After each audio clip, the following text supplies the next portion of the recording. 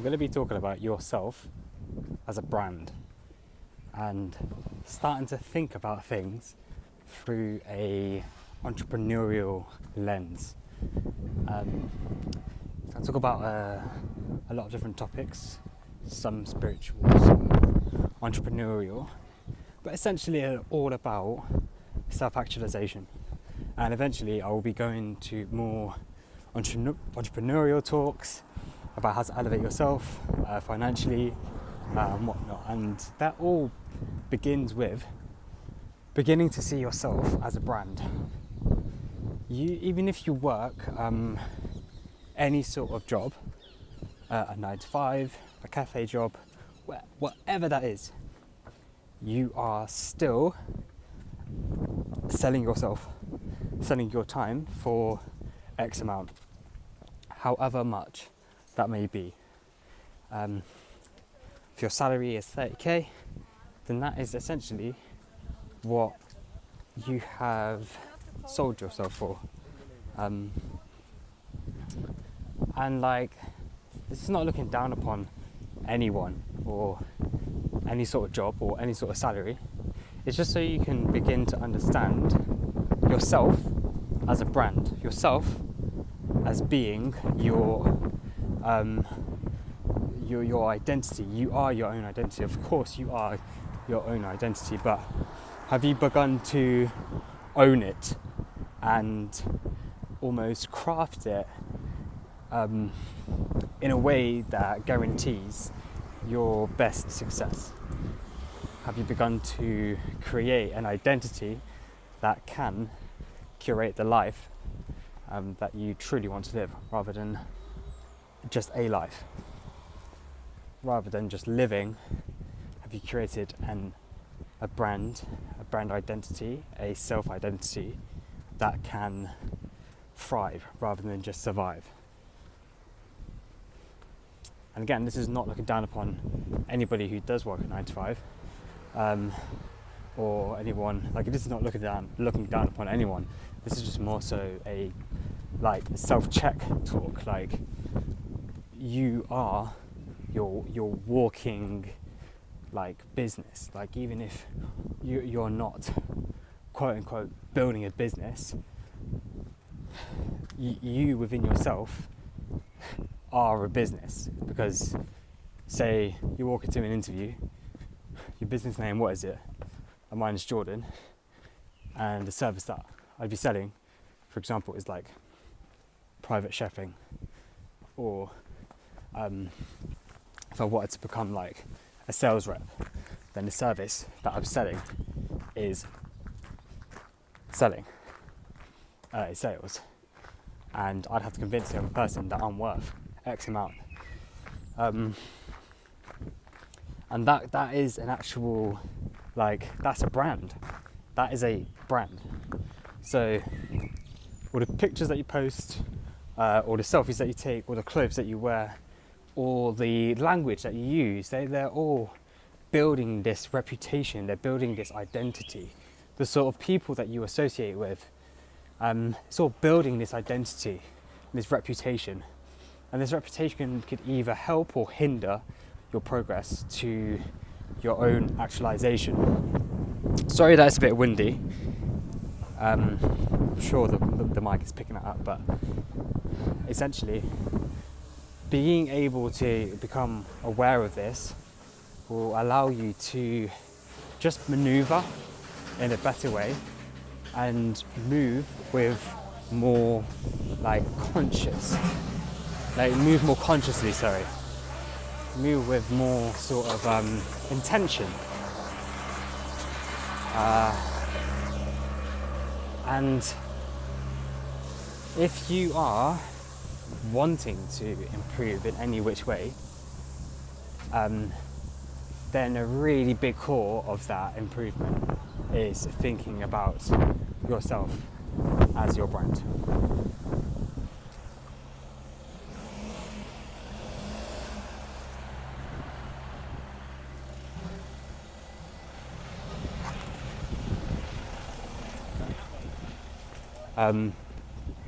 Sorry, there was just some traffic there that I had to focus on.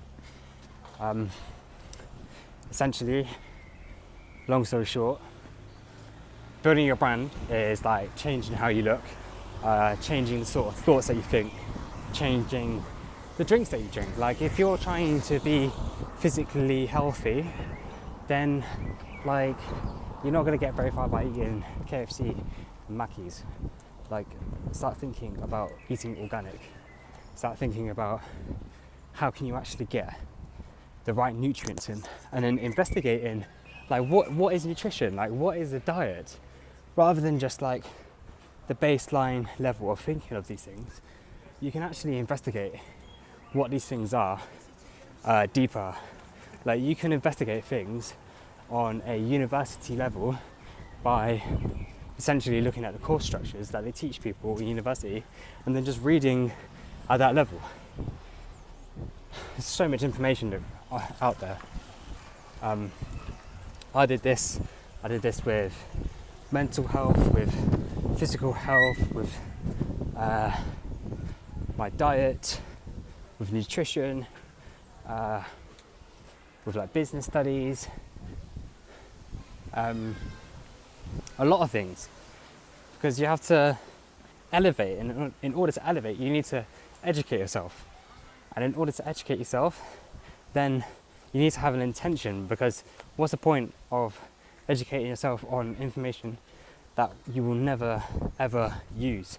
And of course, like, I'm not saying that every single piece of information that you consume has to be helpful. Like, there is just interesting things that you can investigate. But all in all, if you do have the right intention, if you do just kind of like set the sails and go in the right direction, then there's no way that you won't achieve a higher level of life, like a higher quality of life. There's no way of that. And seeing yourself as a brand and what you represent allows you to move forward. It allows you to tweak your identity in ways that you didn't think was even necessary before. Like, I've tweaked so many parts of my personality and how I speak, and being able to actually see how to alchemize conversations in a way that actually leads to me being able to generate some sort of business. For example, how do you actually transition a conversation to just a conversation to something that is actually going to help you build yourself a potential business partner, potential client? If you never thought about like how to actually do that, then you just gotta be able to have your wits about you in a way that allows other people to understand that you have something that is actually worthy, that is worth someone's time, that is worth someone's attention. And you do that through like natural curiosity. Like if you always have stagnant conversations, then that's also something that you need to look at in your identity. There's also something there that you can investigate and improve. And the reason I'm thinking so heavily about this right now is because I'm rebranding the business that I have curated. And it's in such a way that I feel very, very strong about it, and it has allowed me to just think on another level. It's allowed me personally to operate on a level that I just wasn't operating at before. And it's essentially allowed me to tap into a wave of decisions that now I understand are going to be the most useful decisions that I can make right now, that will allow me to just walk closer and closer and closer to the life that I've always dreamed of. And the thing is like the life that I'm living now is also a life that a younger me would have dreamed of.